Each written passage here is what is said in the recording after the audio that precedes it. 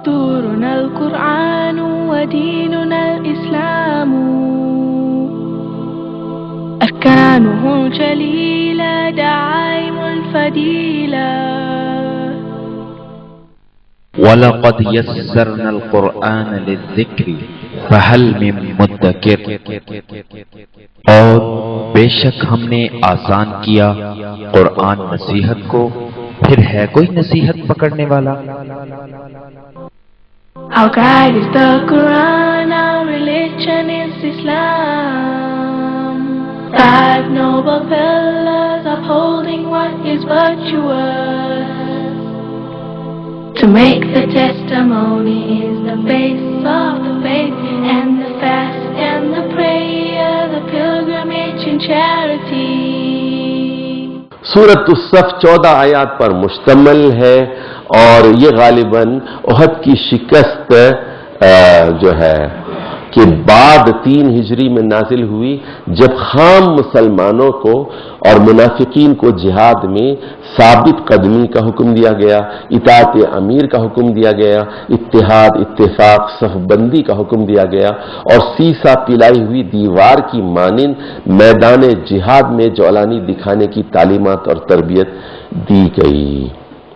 اچھا جی، اب اس کے 6 پیراگراف ہیں، مدنی صورت ہے، مدنی صورت ہے۔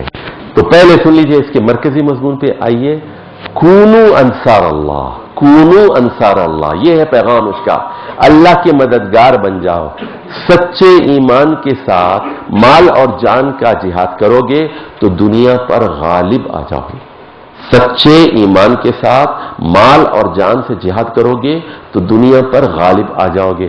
تو پہلے آیت کا جو پہلا پیراگراف ہے، اس میں یہ بات بتائی گئی کہ اللہ عزیز ہے، حکیم ہے، بے عیب ہے، سبحان سبح للہ، زمین آسمان کی ہر چیز اللہ کی بے عیبی کا اعتراف کر رہی ہے، وہ عزیز بھی ہے اور حکیم ہے، یعنی بے عیب نظام کے لیے حکیم اور عزیز خدا کی صفات اور اس کی شریعت کو تسلیم کرنا ضروری ہے۔ دوسری آیت میں بتایا گیا کہ محبت الہی کا دار و مدار جہاد پر ہے۔ یہاں فرمایا گیا ان اللہ یحب الذین یقاتلون فی سبیلہ، یعنی اللہ کی محبت کا نزول، یہ دعویٰ کرتے ہیں نا میں عشق رسول میں گرفتار ہوں، میں عشق الہی میں گرفتار ہوں، یہ سارے دعوے، تو فرمایا گیا کہ اللہ ان سے محبت کرتا ہے جو اللہ کی راہ میں لڑتے ہیں۔ اب سنیے، یہاں چند ایک باتیں بتائی گئی، لڑنا کیسے ہے آپ کو۔ نمبر 1 فی سبیل اللہ، فی سبیلہ۔ نمبر 2 صف بستہ ہو کر، منظم ہو کے لڑنا ہے۔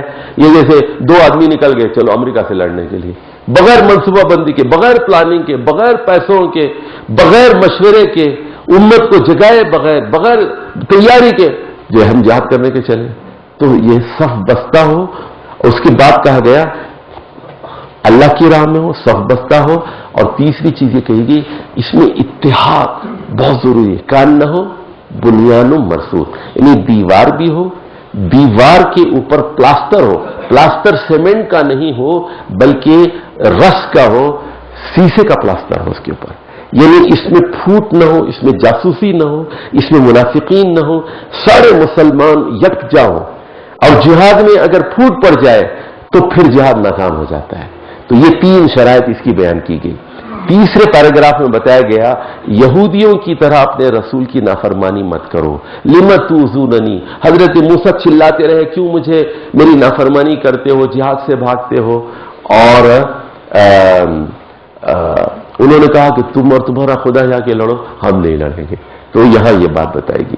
چوتھے پیراگراف میں غلبہ اسلام کی بشارت ہے، اسلام غالب ہوگا، اور بتایا گیا کہ یہ پھونکوں سے اللہ کے چراغ کو بجھانا چاہتے ہیں لیکن اللہ کا نور دنیا میں پھیل کے رہے گا۔ یہ دین نبی کریم صلی اللہ علیہ وسلم کے ساتھ بھیجا گیا ہے، لیظہرہ، اظہار دین، دنیا پر یہ غالب ہو کر رہے گا۔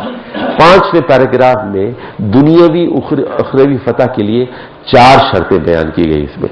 نمبر 1 مال سے جہاد، اللہ پر ایمان، رسول پر ایمان، اور مال سے جہاد اور جان سے جہاد، تؤمنون باللہ ورسولہ وتجاہدون فی سبیل اللہ باموالکم وانفسکم، اور آخر میں جو ہے دعوت سے نصرت اور دعوت جہاد دی گئی، کونو انصار اللہ۔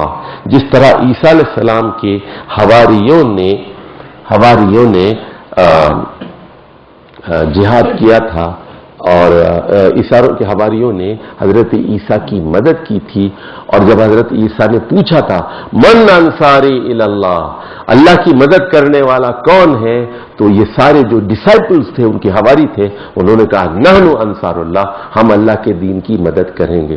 تم لوگ بھی اے محمد صلی اللہ علیہ وسلم کے امتیوں، عیسیٰ علیہ السلام کے حواریوں کی طرح تم لوگ بھی جو ہے اللہ کے دین کے مددگار بن جاؤ۔ یعنی صرف ایمان لانا، نماز پڑھنا کافی نہیں ہے، ایک مضبوط تنظیم، اور جس کا مقصد اللہ کی راہ میں جد و جہد ہو، اور اس کے نتیجے میں پھر اللہ کی محبت نصیب ہو سکتی ہے۔